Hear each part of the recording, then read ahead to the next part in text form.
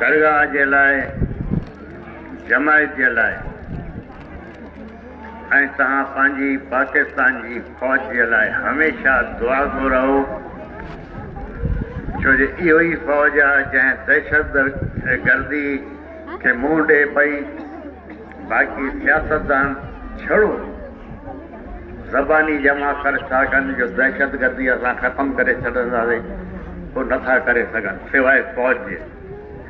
इन फ़ौज जे करे असां इज़त सां घुमूं पिया। हमेशह फ़ौज जे लाइ दुआ घुरो। पंहिंजे पाड़े वारनि सां हमेशह इज़त ऐं मोहबत सां पेश अचो छो जे मिट माइट परे था रहनि, कोई कारोबार में आहे, कोई नौकरी में आहे, जेसि ताईं उहो पहुचे तव्हांखे हमेशह